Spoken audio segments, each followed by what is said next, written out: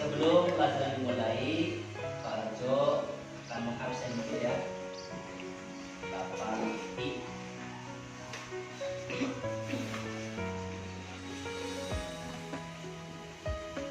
Adelia Putri Ramadhani, Aditya Yuda Pratama, Afiqatul Maula, Ada.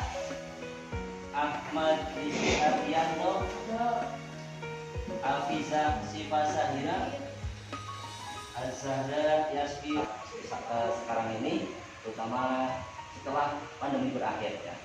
Untuk selanjutnya sebelum lanjut ke materi, semuanya berdiri ya untuk menyanyikan Indonesia Raya. Indonesia tanah airku, tanah tumpah darahku. Di sanalah aku berdiri. Untuk selanjutnya seperti biasa, pembiasaan membaca Al-Quran atau program sahur harapan Quran, karena di rumah kita sudah kenyang. Nah, sekarang tinggal rohaninya diisi dengan Al-Quran, terutama melalui pengajian ya, pembacaan juz amma bersama-sama ya. Dan nanti minta untuk yang Jepang di depan silakan untuk langsung maju saja. Untuk barisan sini silakan Santi ya, sama temannya sebangku untuk bacakan kebiasaan surat Al-Fil. Ya silakan.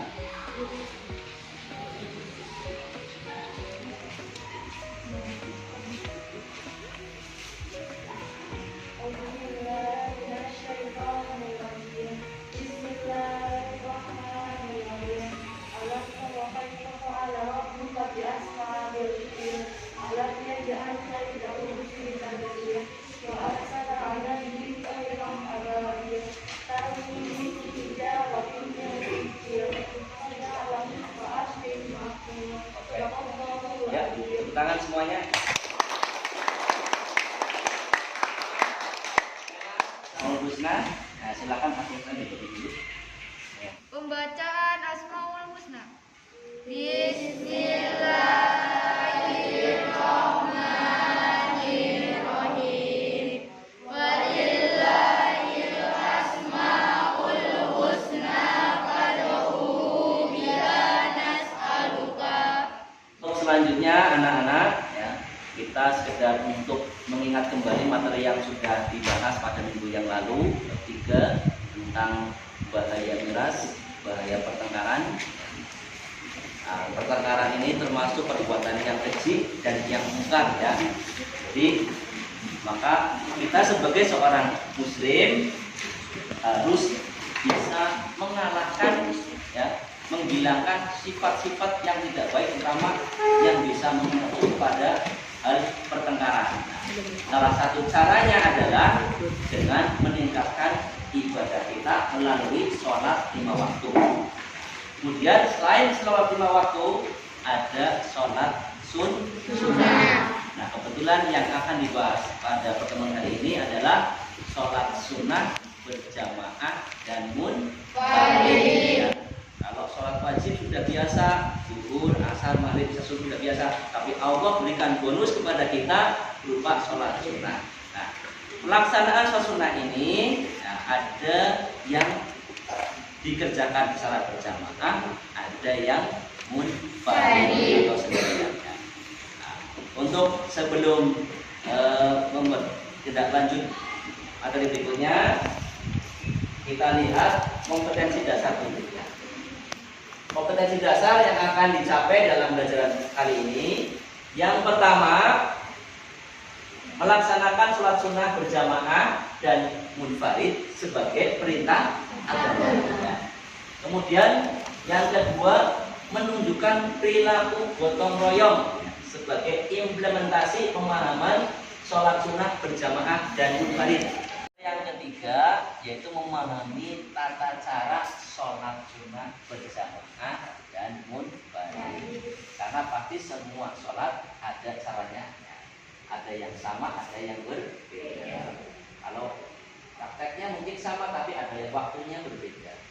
Kemudian yang berikutnya mempraktekkan sholat sunnah berjamaah dan munfarid dalam kehidupan sehari-hari. Selanjutnya tujuan pembelajaran.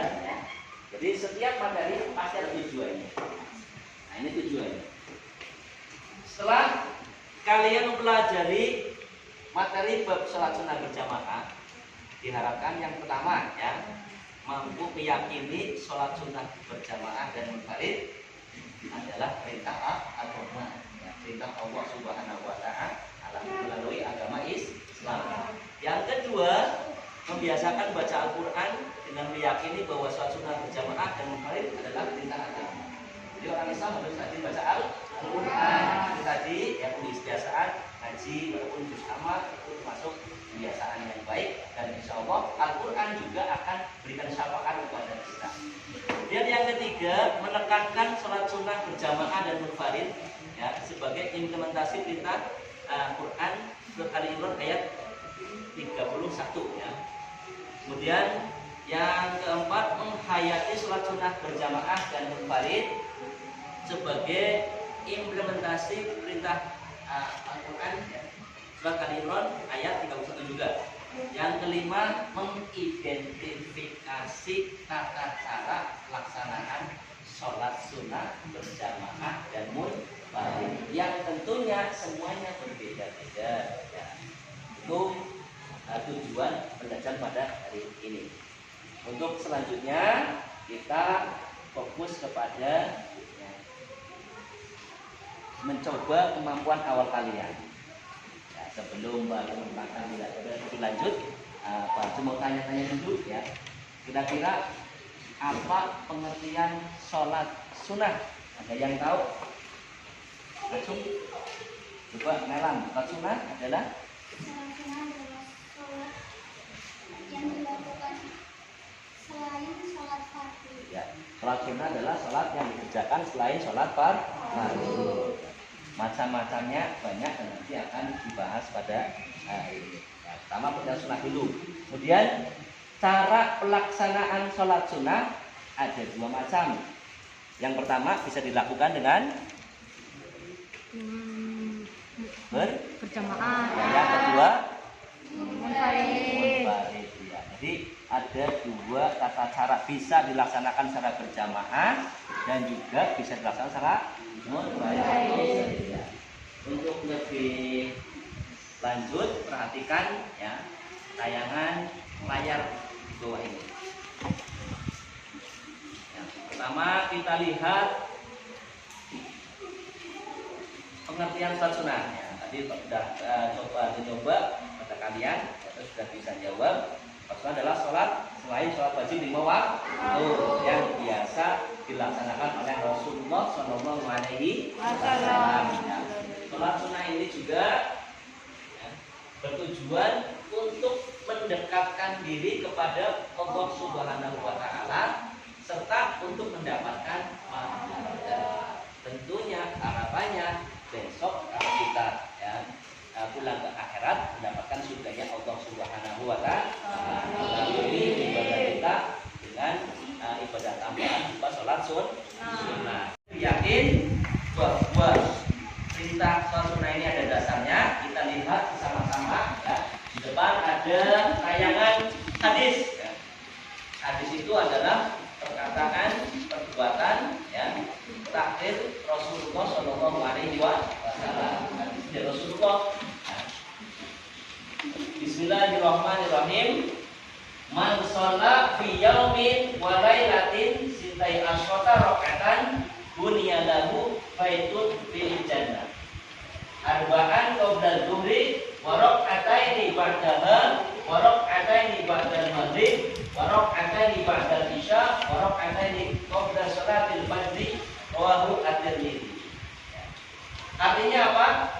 Nabi Muhammad Shallallahu Alaihi Wasallam bersabda, barang siapa sehari semalam mengerjakan sholat 12 rakaat, yaitu sunnah rawatib, akan dibangunkan baginya rumah di surga. Allahumma amin. Yang pertama 4 rakaat sebelum zuhur, 2 rakaat salam berapa?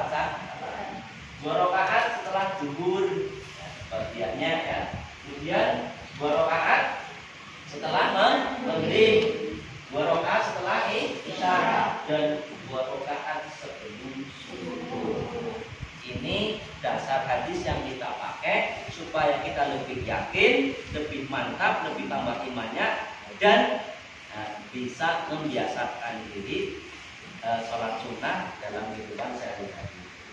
Asal hadisnya jelas ya, itu perintah Allah, perintah Rasulullah. Nah, untuk berikutnya kita mulai bahas macam-macam sholat sunnah. Sholat sunnah ada yang dilakukan dengan berjamaah, ada pula yang dilakukan dengan munfarid. Sholat sunnah berjamaah ya, otomatis dilakukan secara bersama-sama ya. Yang satu ada jadi imam, yang lainnya jadi makmum. Kalau sendirian munfarid berarti dewekan ya, sendirian. Ini macam-macamnya. Untuk berikutnya kita fokus pada sholat sunnah berjamaah. Ada beberapa sholat sunnah yang dapat dilakukan secara berjamaah. Yang pertama adalah sholat idain. Sholat apa? Idain, yaitu Idul Fitri dan Idul Adha. Coba Muhammad Ilham, Idul Fitri ya, dilaksanakan pada tanggal berapa? Tanggal berapa? Tanggal 1 Syawal ya. Nailam ya. Laksanaan sholat Idul Adha dilaksanakan pada tanggal berapa? 10 Dzulhijjah ya. Nah ini sholat Idain. Yang kedua berikutnya adalah sholat istisqa. Yang ini ya, sholat apa ini? Istisqa. Istisqa itu artinya sholat minta hujan. Kalau hari ini cuacanya hujan, nggak usah minta, sudah dikasih ya kan.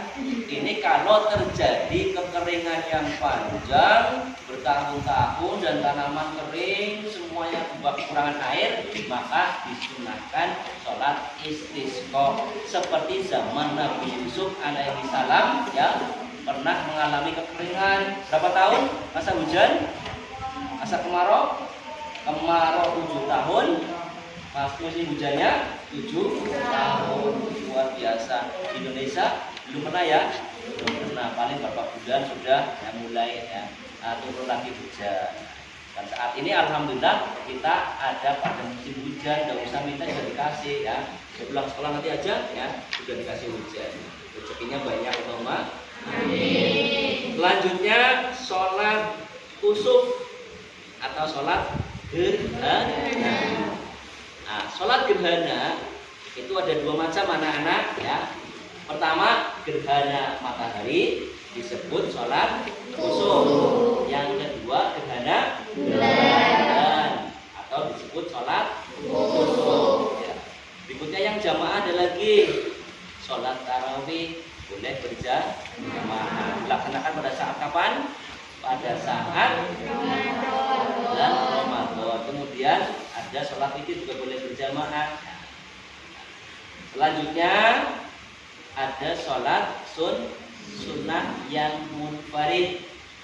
Macam-macamnya.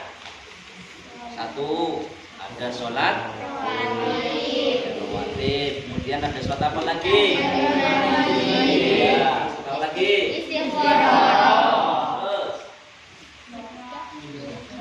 Duha yang boleh. Sholat tahiyatul masjid, sholat tasbih, tahajud dan lain-lain. Lagi Sebutkan sholat sunnah munfarid. sebutkan yang termasuk sholat sunnah munfarid. Siapa yang menjawab silakan berdiri ya. Yang termasuk sholat munfarid apa saja?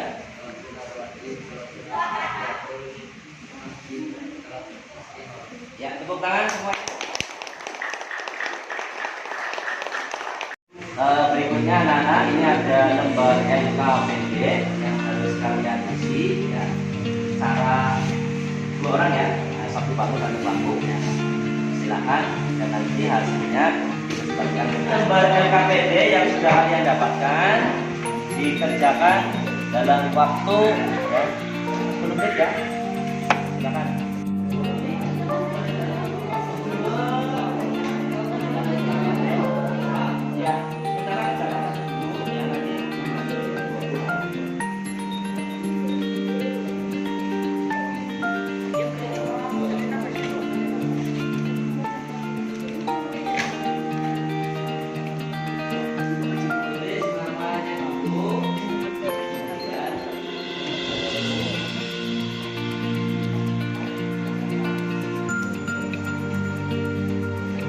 Oke, waktunya selesai mengerjakan tugasnya. Silakan untuk yang kelompok sini ya, presentasikan hasil dari kelompoknya. Ya, silakan. Silakan. Jalankan pengertian sholat sunnah. Sholat sunnah adalah sholat yang harus apabila dikerjakan mendapatkan pahala, apabila tidak dikerjakan tidak mendapatkan. Ya, tepuk tangan.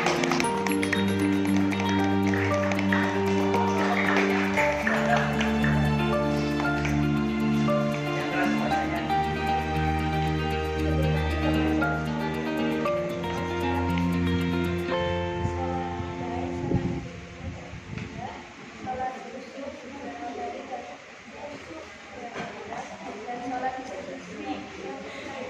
Ya, oke.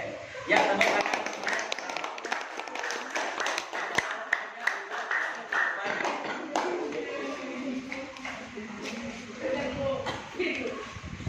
Bukan dikamatkan sholat sunayah dikerjakan secara berjamaah dan mustahil. Sholat tarawih, sholat witir, sholat juga. Ya, tepuk tangan semuanya. Ya, alhamdulillah kita kerjakan dengan baik ya. Untuk berikutnya adalah refleksi atau kesimpulan dari materi hari ini, yaitu yang pertama ya, bahwa sholat sunnah adalah sholat yang hukumnya jika dikerjakan dapat pahala, jika ditinggalkan tidak apa-apa ya. Sholat ini adalah sholat sunnah selain sholat lima waktu. Dalam pelaksanaan sholat sunnah ini ada dua tata cara. Ada yang dikerjakan secara berjamaah, ada yang dikerjakan secara munfarid atau sendirian. Ya. Hikmahnya adalah insya Allah kalau kita rajin melaksanakan ibadah sholat sunnah, maka yang pertama tentunya Allah akan menambahkan pahala. Yang kedua, Allah akan mudahkan urusan kita. Yang ketiga, Allah akan berikan solusi. Contoh ya, ketika kita bingung, kita dianjurkan untuk istikharah ya. Bingung dalam sebuah pilihan, nah, ada dua pilihan yang kira-kira ini membingungkan, maka kalian dianjurkan sholat apa? Istikharah. Yang kedua, kalau kita mengalami kesulitan rezeki, maka dianjurkan sholat apa? Sholat duha. Ya. Sehingga Allah nanti memberikan rezeki yang lancar pada kita. Kalau kita ingin diangkat derajatnya oleh Allah, sholat apa yang dilakukan? Sholat tahajud. Ya. Insya Allah kita menjadi orang yang akan bermanfaat bagi sesamanya. Kemudian kalau kita punya keinginan agar dikabul oleh Allah Subhanahu wa taala, maka lakukanlah sholat hajat minimal 2 rakaat ya. Insya Allah hajat kita, cita-cita kita akan terkabul oleh Allah Subhanahu wa taala. Amin ya robbal alamin. Okelah ya. Dengan kesimpulan tadi maka berakhirlah materi pada siang hari ini ya. Mari kita bersama-sama tutup dengan doa ya, sudah belajar. Untuk pertemuan minggu depan ya, kita akan membahas masalah sujud ya. Nanti sebagai gambaran ada sujud sahwi, ada sujud tilawah, ada sujud syukur. Nanti akan dibahas di minggu depan. Silakan boleh dibaca dulu di rumah buat bekal kalian nanti kalau sudah jadwalnya sudah bisa memahami otomatis ya. Demikian ya, kurang lebihnya mohon maaf. Kita akhiri dengan bacaan hamdalah bersama alhamdulillahirabbil alamin, dan silakan untuk ketua kelas memimpin doa.